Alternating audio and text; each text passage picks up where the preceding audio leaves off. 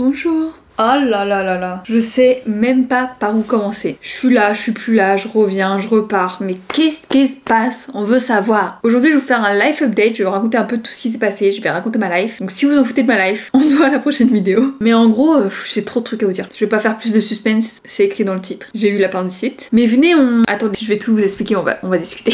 C'est pas du tout la période, mais là j'ai envie d'une grande tasse. Et la seule que j'ai, c'est Merry Christmas. Ok, moi je suis déjà à Noël là, pas de soucis. Bon, c'est une grosse tasse quand même, on va se calmer. Hop, ça part au micro-ondes. Le Nesquik, ma vie. On est généreux. Il s'est passé tellement de choses, je sais même pas par quoi commencer. J'ai eu l'appendicite. Je me suis fait hospitaliser 2 fois dans le mois de septembre. Et je peux vous dire que ce qui m'a vraiment aidé et ce qui m'a remonté le moral pendant cette période très dure qui j'espère est finie, c'est les livres, notamment la lecture audio. Parce que franchement, à l'hôpital, j'avais pas la force de tenir un livre à bout de bras. Même j'avais pas la force tout court, j'étais fatiguée, enfin j'étais malade quoi. Donc franchement, le livre audio, ça m'a trop sauvée. Enfin, ça m'a beaucoup occupée, on va dire. Et là, j'ai écouté un livre. Ah là, c'était tellement bien. Pendant mon hospitalisation et pendant ma convalescence, j'ai écouté 1000 morceaux de cœur brisé de Tilly Cole. Je pense que vous connaissez, c'est le spin-off de 1000 baisers pour un garçon, de la même autrice. Et là, j'ai écouté le livre audio, donc de 1000 morceaux de cœur brisé, par Audiolib et lu par Aricia Dubois et Quentin Minon.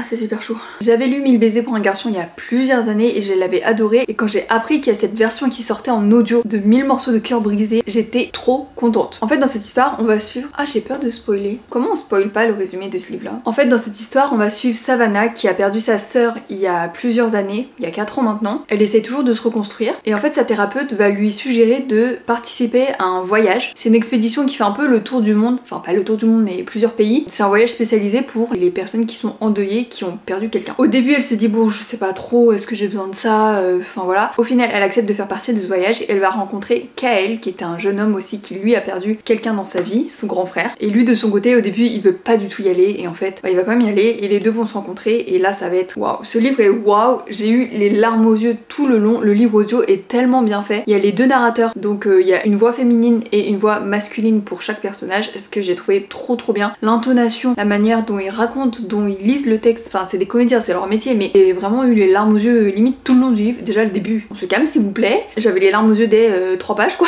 on se calme. Et même tout le long, enfin, du coup j'écoutais le livre pendant ma convalescence aussi là, pendant que j'étais à la pharmacie, pendant que machin, j'écoutais mon livre et j'avais les larmes aux yeux et les gens devaient se dire mais elle est folle celle-là. Je trouve que l'expérience du livre audio ça nous permet d'être encore plus imprégné dans l'histoire. En fait quand j'écoutais le livre, j'avais l'impression de regarder un film presque. Parce que tu sais, il y a les intonations, la manière dont il raconte. Et je suis trop contente d'avoir découvert ce livre parce que déjà j'avais adoré le premier. Et là la version audio c'était un truc plus tu vois, enfin genre c'était une autre expérience de lecture mais incroyable. Donc merci à Audiolib de m'avoir accompagnée pendant ma convalescence même s'ils l'ont pas du tout fait exprès. Et d'ailleurs cette partie est en collaboration avec Audiolib donc merci à eux pour la confiance. Et si vous voulez découvrir le livre audio n'hésitez pas à vous rendre sur audiolib.fr ou sur toutes les autres plateformes numériques où vous pourrez retrouver le livre. Mais vraiment heureusement qu'il y avait ça et là vraiment je parle hors collaboration mais heureusement que j'avais ça pour m'occuper pendant l'hôpital et pendant là tout le reste parce que c'était dur hein. Je vais vous raconter là tout ce qui m'est arrivé. Vous êtes pas prêts? Attendez mon chocolat chaud, je l'ai oublié. Je sais même plus si j'ai dit ce que je pensais du livre, à part le fait que c'était trop beau. Mais c'était un livre incroyable. J'ai même pas donné mon avis, je suis vraiment bête. Hein. C'était vraiment un livre incroyable, je l'ai trouvé tellement beau. Et en plus de ça, il voyage un peu partout dans le monde. On voit plein de paysages, on voit plein de choses différentes. Et quand je vous dis que j'avais l'impression de voir un film, de regarder un film, pardon, c'est vraiment le cas. Ils partent en Norvège, ils partent au Japon, ils partent en Inde. J'ai oublié de dire le plus important, mais c'est un livre qui parle évidemment de deuil. De mon côté, je ne suis pas concernée par le sujet, dans le sens où j'ai pas perdu quelqu'un de proche comme ça. Donc je peux pas savoir ce que ça fait. Je peux pas savoir ce qu'ils ressentent. Mais j'ai ressenti les émotions avec eux fois 1000 et j'espère sincèrement ne pas les ressentir en vrai parce que là je sais pas comment je réagirais. Mais c'était un livre incroyable. Voilà pour ça. Merci Audiolib et moi je vais vous raconter la suite de mes aventures. Enfin la suite et le début parce que j'ai pas commencé en fait.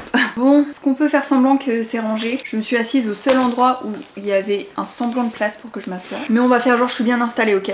Par où commencer? En fait là je vais un peu vous raconter ma life mais c'est à la fois pour faire de la prévention parce que purée, j'aurais dû écouter mon corps en fait. Pour ceux qui n'auraient pas vu ma dernière vidéo YouTube, à la fin de la vidéo, je suis en souffrance. Je dis que j'ai super mal au ventre, mais que ça passe un peu. Enfin voilà, je minimise un peu mes douleurs, mais j'ai vraiment mal. Et au début, je pensais que c'était des douleurs de règles parce que j'étais en plein dans mes règles, sauf que c'était le 3e jour de règles. Donc je me suis dit, déjà j'ai jamais de douleurs. Là j'ai des douleurs, c'est bizarre. Et en plus de ça, ça arrive le 3e jour de règles, donc moi j'ai des règles assez courtes. Ça arrive sur la fin, c'est très bizarre. Donc attendez, je vous fais une chronologie. Mardi 14h, je commence à avoir des douleurs, donc je laisse passer, j'essaie de me reposer et tout, ça passe pas. Le lendemain, je prends rendez-vous chez le médecin. Je vous l'ai montré, c'était pendant le vlog. Le médecin me dit oui, pour moi ça reste quelque chose de votre cycle menstruel, donc on va faire une échographie pour voir s'il n'y a pas un problème, je sais pas moi, dans les trompes, dans les ovaires ou j'en sais rien. Et je vous prescris aussi une prise de sang, mais bon voilà, c'est ce qu'elle me dit. Le lendemain je vais faire l'échographie. Au passage j'avais fait un test de grossesse parce que on sait jamais. Heureusement il était négatif. Je préfère vous raconter tous les détails, ça risque d'être un peu long, je suis désolée, mais au moins vous avez tous les détails. Et si un jour il y a un truc qui ressemble, n'hésitez pas à les consulter au plus vite. Donc je fais mon échographie, sachant que pendant la nuit j'avais vomi aussi. La sage-femme me dit bah non, pour moi y a rien. Du coup pour moi c'est sûrement des douleurs de règles et les vomissements, bah ça se trouve vous avez mangé un truc pas bon, votre corps le rejette et voilà. Du coup je me dis bon, bah super, j'ai toujours mal mais y a rien. Le lendemain je pars faire une prise de sang et là le laboratoire me rappelle dans la journée, me dit madame, il y a un truc qui va pas sur votre prise de sang, il y a un taux beaucoup trop élevé, il y a une augmentation de globules blancs, blablabla, blabla.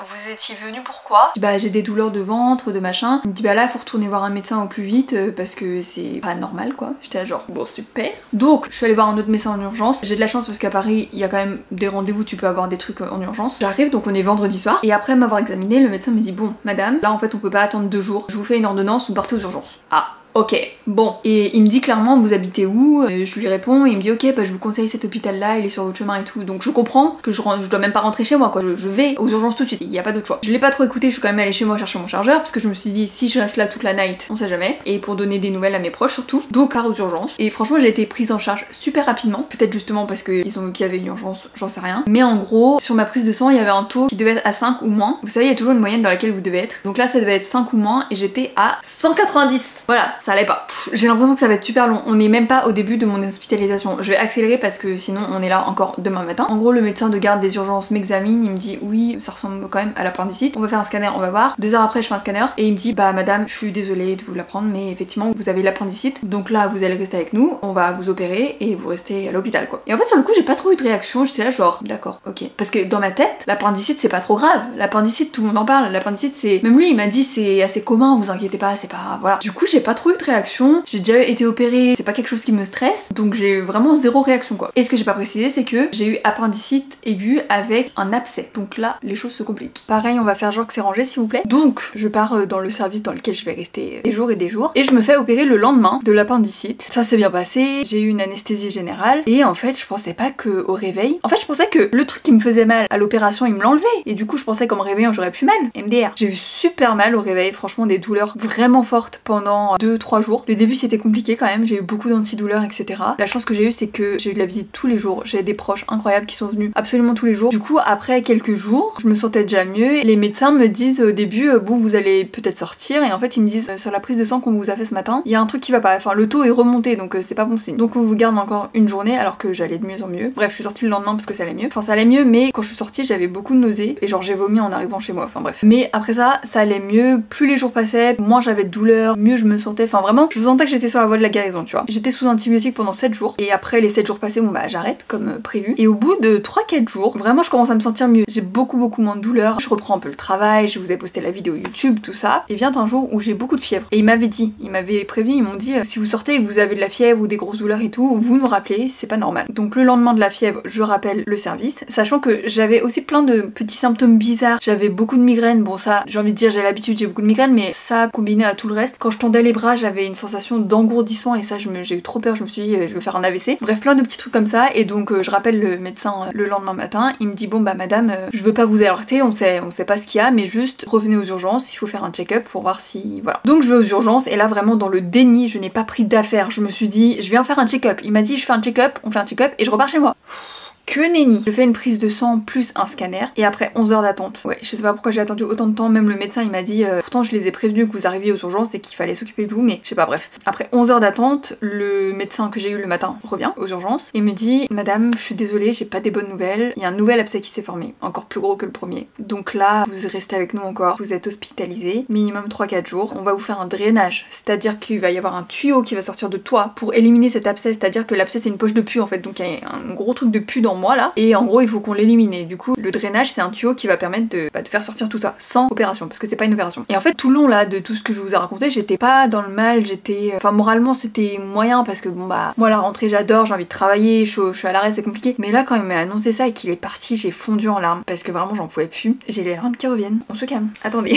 Bon, je reprends. Et je vais boire mon chocolat chaud aussi. À partir du moment où il s'en va, après il était super gentil, il a été super bienveillant, il a essayé de bien m'expliquer sans trop m'affoler, enfin il a été super. C'est juste que là j'en pouvais plus. Enfin franchement, ça faisait déjà 2-3 semaines que j'étais à l'arrêt, je pouvais rien faire, je commençais enfin à aller mieux, et là il m'annonce que je retourne à l'hôpital, que une intervention, machin. En fait c'était la goutte d'eau, vraiment j'ai appelé mon copain, j'étais en pleurs, j'ai appelé ma mère, j'étais en pleurs, j'en pouvais plus. Cette fois là j'ai un peu craqué parce que j'en avais marre. Donc là on vient me chercher, on me réenvoie au service où j'étais, tout le monde me reconnaît, toutes les infirmières, tout le monde me dit mais madame vous êtes encore là, on vous avait manqué, vous avez pris un abonnement, enfin tu sais, ils font des blagues et c'est... Enfin franchement ils ont tous été adorables avec moi, mais genre pour vous dire que je suis revenue, ils m'ont reconnu tu vois. Bref, je vous passe les détails, mais en gros 2 jours après ils m'ont posé un drainage. J'étais persuadée que vu que c'était le ventre, c'était devant, et en fait ils ont étudié là où était l'abcès, et en fait je crois qu'il se trouve en bas du ventre, derrière l'utérus, enfin bref, un endroit chelou, donc ils m'ont fait le drainage dans la fesse, donc j'ai eu un tuyau dans la fesse pendant plusieurs jours pour que le pus sorte. C'est dégueulasse ce que je raconte, je suis désolée, mais pour que le pus sorte de mon corps, il y avait une bouteille reliée à moi, à ce tuyau, et je voyais la couleur marron dégueulasse du pus, mais aïe aïe aïe, oh my god, c'était horrible. Mais à partir de ce moment-là, j'allais mieux parce que en fait, attendez, je refais dans l'ordre. À partir du moment où je suis revenue aux urgences, je n'allais pas bien, j'avais de la fièvre. Vraiment, j'étais à 42 fièvre toute la journée. Ils me donnaient du paracétamol, ça atténuait un peu. Pendant 3-4 heures, je me sentais un peu mieux, mais ensuite la fièvre revenait. J'ai vomi 2 fois dans la nuit. Enfin, vraiment, j'allais pas bien quoi. Et même les infirmiers ils étaient genre bon madame, bon courage, vraiment, ça va s'arranger à partir du moment où vous allez avoir le drainage, courage et tout, tenez. Parce que j'allais vraiment pas bien quoi. Je les appelais 4 fois par nuit, j'avais froid, j'avais chaud, enfin bref, horrible. Et à partir du moment où j'ai eu le drainage, ça allait mieux. C'était une anesthésie locale. J'étais beaucoup plus stressée par ça que par l'anesthésie générale pour l'opération de l'appendicite. Parce qu'en fait, j'avais jamais été anesthésiée localement. Et en fait, du coup, j'ai tout senti, j'ai tout entendu. Bon, il y avait pas grand chose à entendre parce que c'est le médecin qui m'expliquait ce qu'il faisait. Heureusement, ça m'a pas atténué la... Enfin si, je pense que ça a atténué la douleur. Mais dans le sens où j'ai eu mal quoi. Je pense que j'ai plus stressé que ce que j'ai eu réellement mal. J'ai eu mal, oui. En fait, j'ai l'impression que je minimise les douleurs à chaque fois, mais j'ai eu mal. Mais je suis toujours là, tu vois. C'est faisable. Bref, du coup, le médecin a quand même fait en sorte que le drainage soit mis dans une position... Enfin bref, je pouvais quand même m'asseoir et m'allonger, même si c'était un peu dérangeant. Au fil des jours, je le sentais même plus, donc je m'asseyais, je m'allongeais normalement. Et par contre, quand ils m'ont enlevé le drain, là, ça m'a fait trop mal. Et j'ai demandé à l'infirmière, ça va faire mal et tout. Elle me dit, mais non, pas du tout, t'inquiète. Ça va gêner un peu, quoi, mais bon. Et ça m'a fait trop mal quand elle a enlevé le tuyau de ma fesse, là. Donc, désolé, je reprends dans l'ordre. Ils m'ont fait le drainage, le pus commençait à sortir de moi. Au bout de quelques jours, bah voilà, il y a plus rien qui sortait. J'ai eu aussi 126 prises de sang pour voir quelle était la bactérie qui était revenue, quoi j'avais un abcès qui était revenu, enfin bref, hyper compliqué. J'ai l'impression que je me perds dans mes explications là. Mais bref, tout ça pour dire que je suis sortie il y a quelques jours de l'hôpital, ça va mieux. J'ai toujours une... C'est pas une douleur, c'est comme une gêne en bas du ventre. Je pense pas que ça soit grave. J'ai des copines qui ont eu l'appendicite et qui m'ont dit j'ai aussi eu cette sensation, c'est normal, on t'a coupé un bout de ton ventre quoi. Enfin, pas un bout du ventre, mais t'as compris. Le seul truc c'est que là, à l'heure où je tourne cette vidéo, je suis encore sous antibiotiques. Donc c'est le dernier jour où je dois prendre des antibiotiques et ensuite c'est terminé. Et la dernière fois que j'ai fait ça, que j'ai arrêté mes antibiotiques, au bout de 3-4 jours c'est revenu. Et le médecin m'a clairement dit ben c'est pas impossible que ça revienne parce que voilà, c'est le corps humain, il y a pas de risque zéro. Là, l'abcès est beaucoup plus petit et avec les antibiotiques ça devrait le faire, mais on n'est pas à l'abri que ça revienne. Donc là, j'ai trop peur que ça revienne en fait. Donc là, ça se trouve, je vous tourne cette vidéo, ça se trouve, je vous poste cette vidéo, mais ça se trouve, je suis de retour à l'hôpital. Non, non, non, on va pas... Oh, je parle super vite, mais là, j'ai beaucoup trop de trucs à vous dire. On va manifester du positif, je ne retourne pas à l'hôpital, c'est mort. J'y vais plus. Même si j'ai de la fièvre, je vais plus. Non, non, évidemment, s'il y a un seul risque, je retournerai et je les appellerai, mais non, je veux pas y retourner quoi, c'est bon. Là, on est le 1er octobre, je commence ma rentrée. Enfin, c'est bon, ça fait 1 mois que je suis à l'arrêt, même 2 mois parce que au mois d'août, j'étais quasi en vacances tout le mois d'août. C'est bon, je veux travailler, laissez-moi tranquille, non? Oh là là. Bref, voilà comment ça s'est passé. Ma rentrée. Sympa, n'est-ce pas? Bon là, pour faire un topo, ça va mieux quand même. Je me sens bien, je me sens en forme. Je suis pas encore à 100%, genre je sens que quand je marche, les gens vont tous beaucoup plus vite que moi. Bon déjà j'habite à Paris, mais je suis au ralenti parce que bah ça fait quand même 1 mois que je suis KO. 1 mois que même quand j'étais sortie de l'hôpital, j'étais encore KO, tu vois. Donc c'est compliqué. Faut que je reprenne des forces, faut que je reprenne de la vitalité, on va dire. J'ai perdu 3-4 kilos aussi. Je suis déjà plutôt mince de base, mais là je me suis pesée ce week-end. Je vais pas vous dire combien, j'ai pas envie que vous compariez ou quoi. J'ai quand même perdu du poids, alors que j'ai pas forcément besoin, tu vois. Après ça, je m'inquiète pas, je commence à remanger normalement, donc le poids va revenir normalement aussi. Mais en même temps, début septembre, franchement, pendant 3-4 jours, je n'ai rien avalé parce que je vomissais tout et du coup, on m'interdisait de manger et tout. Quand je suis revenue chez moi, je mangeais ça et j'avais plus faim. Enfin, vraiment, là, mon appétit, c'était le montagne russe. Pareil, à ma deuxième hospitalisation, au tout début, je mangeais rien parce que je vomissais tout. Compliqué, quoi. Donc là, ça y est, je reviens un peu à un rythme normal. J'ai le droit de manger ce que je veux, mais je fais quand même attention parce que, par exemple, vous voyez, vous me connaissez, j'adore les nouilles instantanées. Et là, j'ai récupéré des nouilles que j'adore, mais qui sont très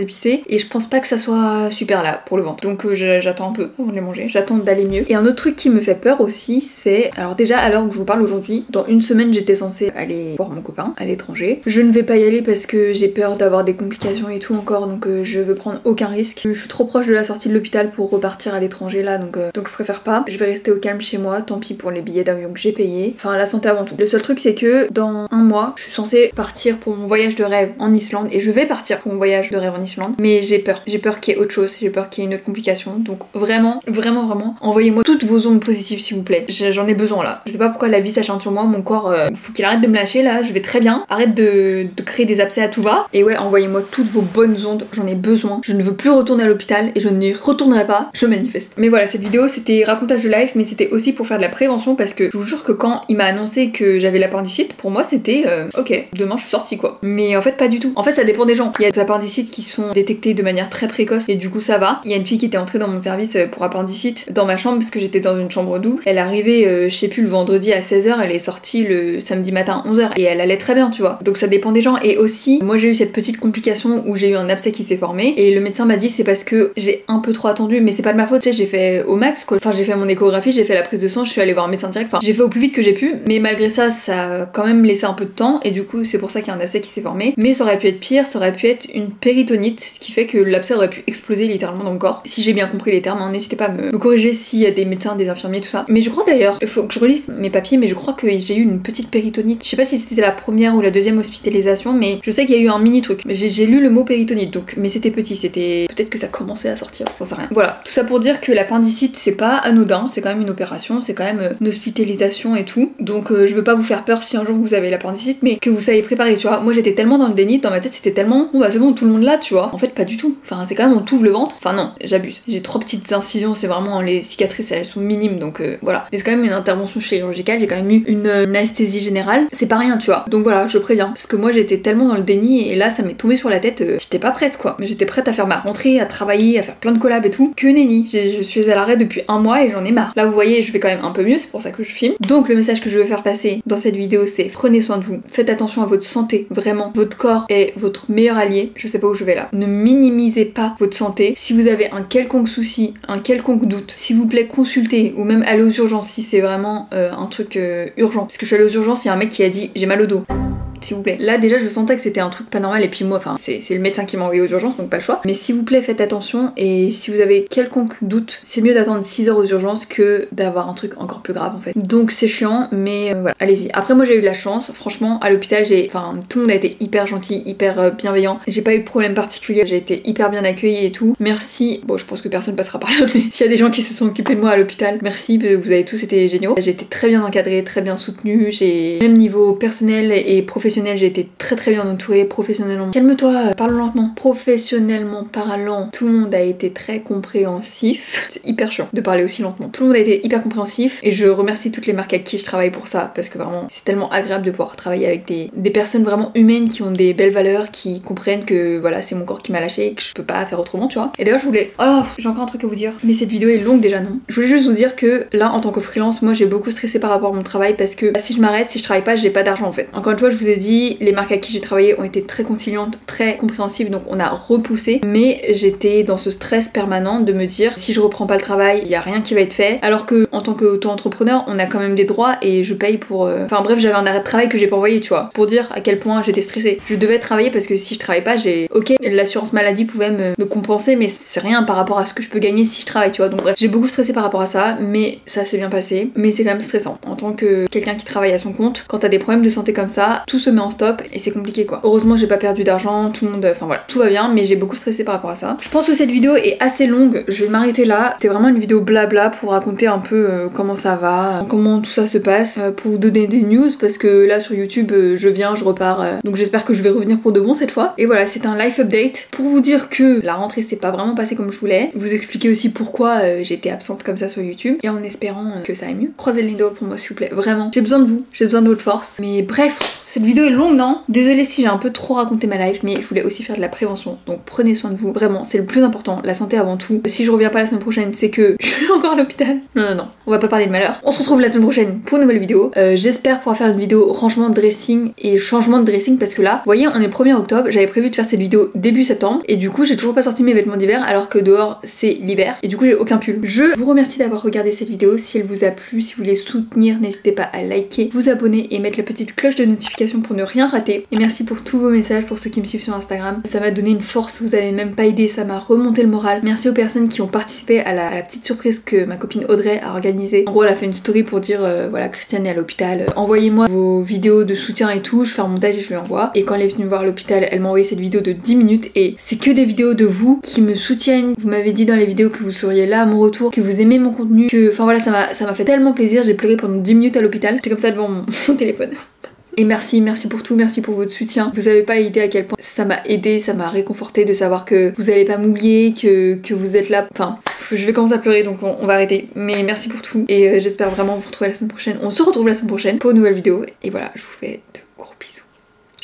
Je rajoute juste un dernier truc, je sais la vidéo est déjà longue mais je voulais préciser que je pense que j'ai une bonne étoile sur cette terre. Ou je sais pas, j'ai eu de la chance, mon corps m'a épargné. Enfin oui non. En gros j'ai commencé à avoir les premières douleurs genre un mardi à 14h. Et en fait 24 heures avant j'étais encore à l'étranger chez mon copain. Je suis littéralement arrivée chez moi genre le lundi à 20h. Du coup je me suis dit bon bah j'arrive lundi à 20h, mardi c'est ma rentrée, youhou je filme ma vidéo. Et en fait vraiment les douleurs sont arrivées quand je suis arrivée en France. Je sais pas comment j'aurais fait, je sais pas comment j'aurais géré tout ça si j'étais à l'étranger, si j'avais eu l'appendicite à l'étranger, mais je pense vraiment que j'ai une bonne étoile. Ou alors que mon corps m'a un minimum écouté et m'a dit bon je te laisse tranquille pendant tes vacances, ensuite je te lâche, mais il a tenu quoi. Et je sais pas, je me dis que j'ai vraiment de la chance dans ce malheur, que c'est arrivé en France et pas quand j'étais à l'étranger. Donc voilà, je voulais juste préciser parce que je trouve que c'est quand même un beau truc. Je sais pas s'il y a une signification ou quoi, mais voilà, je vous fais de gros bisous et je vous dis à la semaine prochaine pour une nouvelle vidéo.